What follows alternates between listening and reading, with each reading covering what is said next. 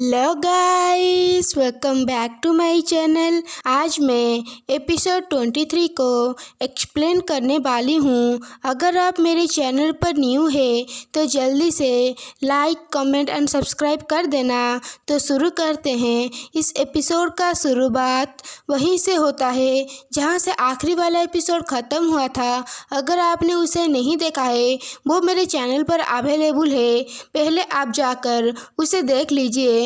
तो शुरू करते हैं। एपिसोड के शुरुआत में रोजर बोलता है, मैं तुम्हारे ऊपर यकीन करता हूँ लेडी ग्रेटानी। और क्रोसेटा तो चौंक जाती है और रोजर बोलता है, मुझे नहीं लगता तुमने मेरा मदर को धक्का दिया होगा। ये सारी वक्त पर चुप था क्योंकि मैं सोच रहा था तुम्हें कैसे ये सब के बारे में बोलूँ। हम दोनों भले ही एक दूसरे को ज़्यादा वक्त से नहीं जानते हैं, पर मुझे पता है तुम वैसा इंसान नहीं हो। मुझे बताओ क्या हुआ था उस रात, प्लीज़ मुझे सारी बात बोलो। क्या चीज़ हुआ था उस रात जिसके वजह से मेरा मदर के साथ ऐसा हुआ, और तुम क्यों उधर वैसे खड़ी हुई थी जब मैं वहाँ पर पहुँचा। और क्रोसेटा सोचती है ये बहुत ही दम घुटने जैसा है, वो बहुत ही ज़्यादा ही जेंटल है। और क्रोसेटा बोलती है, तो तुम जानना चाहते हो क्या हुआ था। तुम्हारे मदर मेरे चार्म से इफ़ेक्ट हो गई थी, वो बहुत ही मुझसे मेस्मराइज हो गई थी कि वो एक मिनट के लिए भी मुझसे दूर नहीं जाना चाहती थी। जब मैं उनसे दूर हुई वो तभी उनको पैर में मोच आ गया और वो गिर गई। मैंने उनको पकड़ने की कोशिश कर रहा था, पर ये ऐसा दिख रहा था जैसे कि मैंने उनको धक्का दे दिया है। वो उनकी गलती के वजह से ही मारी गई। मैं उन्हें मारना नहीं चाहती थी, तो प्लीज़ मेरे साथ शादी कर लो और मेरे प्यार में गिर जाओ। मेरी मदद करो मेरे घर में जाने में। गाइस, क्रोसेटा ये सिर्फ सोच रही थी, कुछ भी रोजर को नहीं बोला था।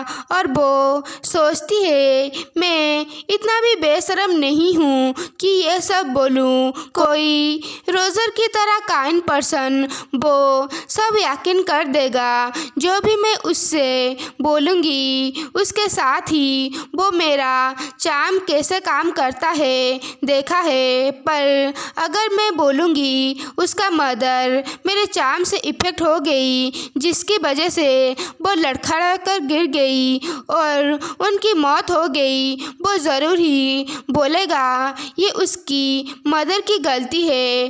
पर जैसे कि उसका प्यारी मदर मर गई, ये चीज़ उसे हमेशा परेशान करेगा।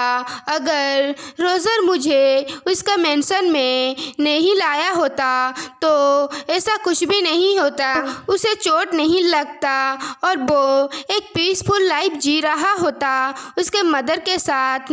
मैं कैसे ये कह सकती हूँ उसकी मदर की डेथ मेरी गलती नहीं है। मैं खुद को इतना क्रूर नहीं बना सकती हूँ और उसे नहीं बोल सकती हूँ मेरे से शादी करने के लिए और प्यार करने के लिए मुझे उससे खुद से दूर करना होगा। मुझे उसे इतना नाराज़ करना होगा वो मुझे उसके लाइफ से निकाल दे। मेरी जैसी एक वुमेन को उसके पास होने का मतलब फ्यूचर में उसके साथ इससे भी ज़्यादा बड़ी चीज़ होगा। मैं रोजर का लाइफ को पूरी तरह से ख़राब कर दूँ उससे पहले मुझे जाना होगा।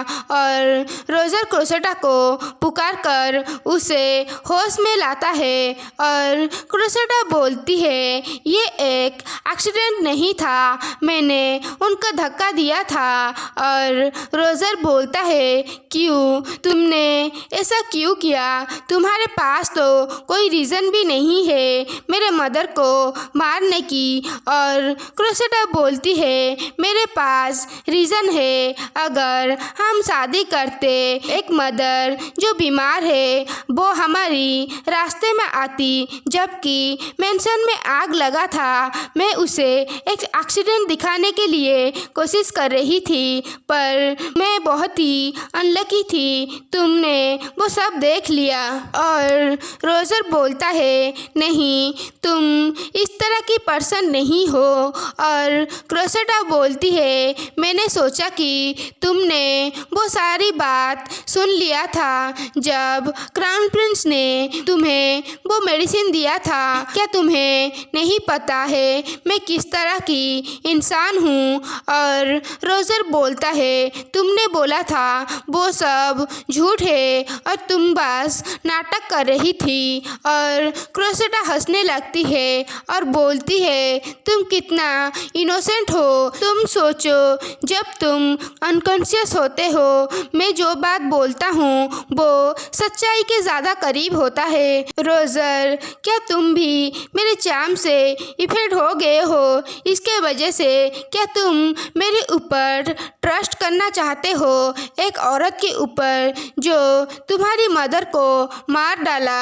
रोजर गुस्से से क्रोसेटा का गला पकड़ लेता है और हाँफते हुए क्रोसेटा के आँख में देखता है और छोड़ देता है। क्रोसेटा तो कुछ समझ नहीं पाती है, पर रोजर बोलता है, मुझे माफ़ करना, मैं मेरा प्रॉमिस को नहीं रख सकता हूँ। और क्रोसेटा याद करती है प्रॉमिस को और रोजर बोलता है, अगर सदाई की बात करें तो ऐसा प्रिटेंड करना कभी हुआ ही नहीं, और जो कसम मैंने खाया था वो सब टूट गया इस इंसिडेंट से, जिसको मैं एक एक्सीडेंट सोच लूँगा।